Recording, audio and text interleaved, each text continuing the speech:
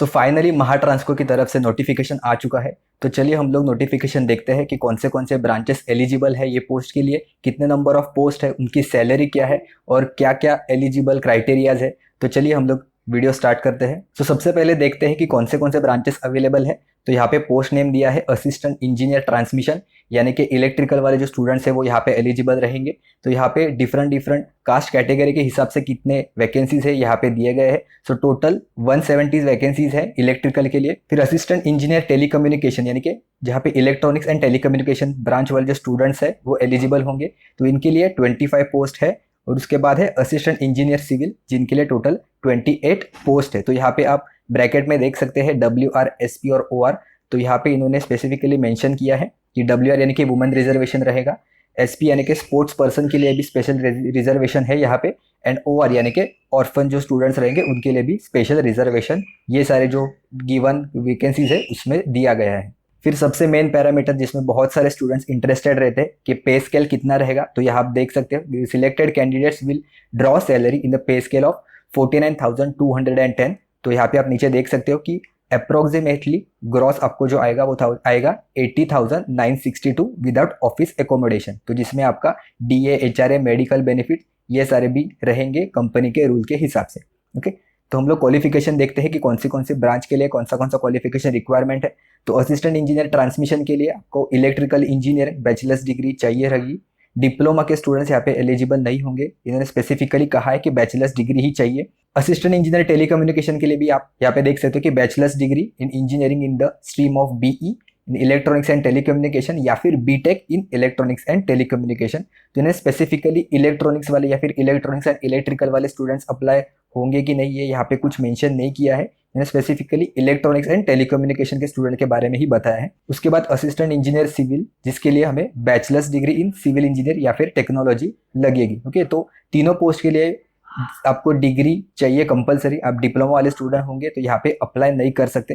उसके बाद main note है, as this post are entry level post the no work experience is required. तो ये बहुत अच्छी बात है कि अगर आपके पास कोई भी वर्क एक्सपीरियंस नहीं होगा फिर भी आप ये पोस्ट के लिए जरूर से अप्लाई कर सकते हैं। उसके बाद मेन इंपॉर्टेंट है, the candidate have to acquire the above qualification on or before 24 May 2022। तो ये लास्ट डेट है फॉर्म फिलअप करने की। तो इसके पहले आपके हाथ में डिग्री चाहिए रहेगी उसी डेट पे या फिर उस डेट से पहले। ओके, सो 24 मई 2022 के पहले आपके हाथ में डिग्री चाहिए होगी, तभी आप ये पोस्ट के लिए एलिजिबल रहेंगे। इन्होंने आगे भी मेंशन किया है कि अगर आपके पास आपने एग्जाम दिया और आप अगर वहाँ पे क्वालिफाई भी हो गए, लेकिन 25 मई के पहले अगर आपके हाथ में डिग्री नहीं रहेगी तो आपको एलिजिबल नहीं किया जाएगा।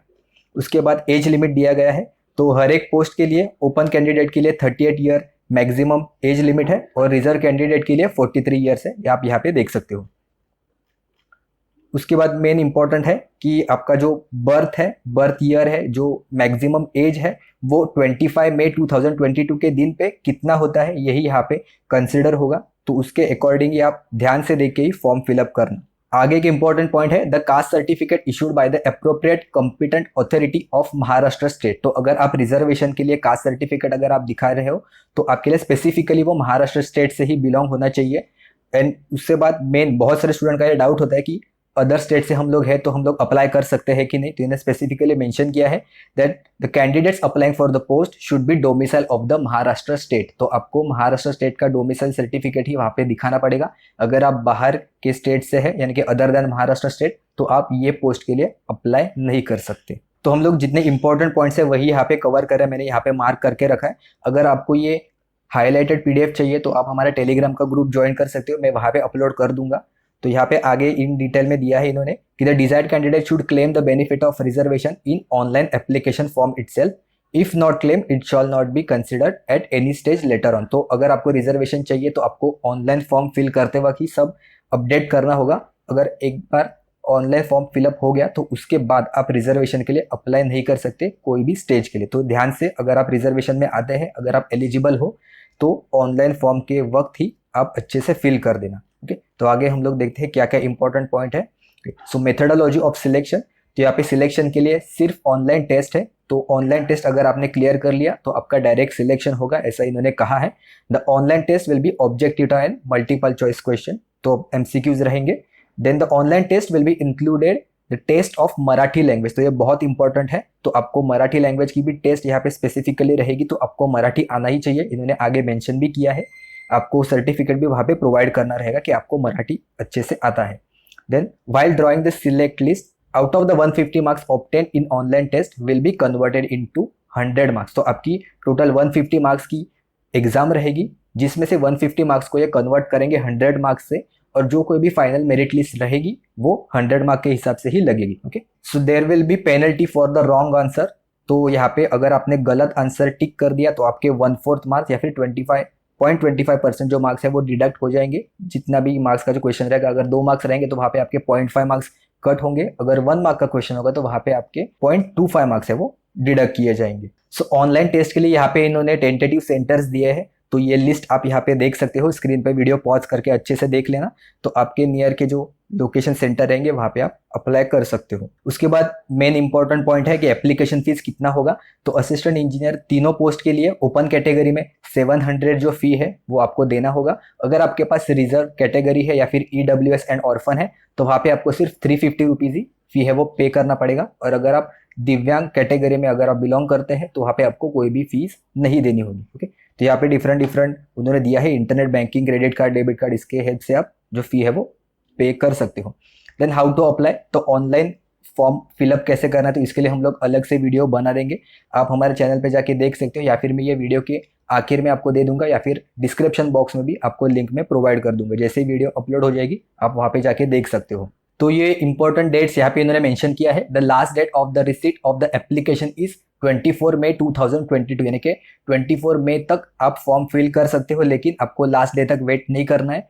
लिंक ओपन हो चुकी है आज ही से, यानी कि 4 मई से ही लिंक एक्टिवेट हो चुकी है, तो जल्दी से जाके वो फॉर्म फिलअप कर देना। अगर आपको कुछ भी डाउट है तो आप हमारा जो वीडियो है फॉर्म फिलअप करने का वो आप रेफर कर सकते हो। और इन्होंने यहाँ पे tentative date of the online test दिया है जून या फिर जुलाई 2022 के लिए। ओके, तो हमारे पास सिर्फ 1 या 2 महीना ही बचा है, तो आप अच्छे से जल्दी से प्रिपरेशन करना स्टार्ट करिएगा, वेट मत करना, और नहीं तो बहुत अच्छी जो अपॉर्चुनिटी है वो मिस हो जाएगी आपके हाथ से। ओके, तो उसके बाद जनरल कंडीशन है जो हमने पहले भी डिस्कस किया है कि डोमिसाइल ऑफ द महाराष्ट्र होना चाहिए कैंडिडेट को। अगर आप बाहर के स्टेट से हैं तो आप यहाँ पे अप्लाई नहीं कर सकते।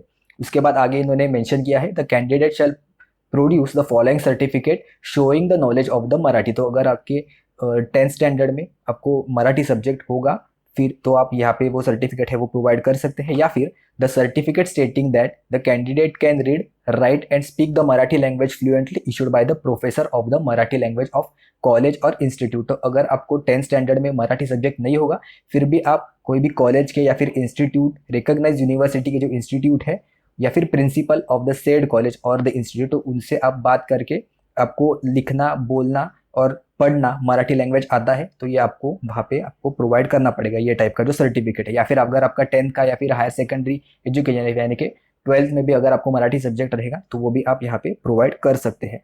यहाँ पे इन्होंने क्लियर कट मेंशन किया है the knowledge of the Marathi is desirable, तो आपको मराठी आना ही चाहिए क्योंकि ये स्पेसिफिकली महाराष्ट्र स्टेट की है जहाँ पे मराठी लैंग्वेज बहुत इंपॉर्टेंट है। क्योंकि महाट्रांसको के जो नोटिफिकेशन आते हैं, जो कोई भी डॉक्यूमेंटेशन अंदर चलते हैं वो सब मराठी लैंग्वेज में ही होते हैं। तो यहाँ पे आप अगर नोटिफिकेशन में और नीचे जाएंगे तो आपको directly click here to apply online का यहाँ पे डायरेक्टली आपको लिंक मिल जाएगा, नहीं तो मैं आपको डिस्क्रिप्शन बॉक्स में भी ये जो लिंक है वो प्रोवाइड कर दूंगा, तो वहाँ से भी आप फॉर्म है वो फिलअप कर सकते हो। ठीक है, तो अगर आपको कोई भी और डिटेल जाननी हो तो आप हमारे टेलीग्राम का ग्रुप है वो ज्वाइन कर सकते हैं। आपके जो डाउट है वो वहाँ पे हमें पोस्ट कर सकते हैं। तो हमने पहले से ही BMC JEE के लिए भी एक प्लेलिस्ट चालू कर रखी है, तो आप वहाँ से भी कुछ हेल्प है वो ले सकते हो, तो जिसकी लिंक मैं आपको डिस्क्रिप्शन बॉक्स में भी प्रोवाइड कर दूंगा।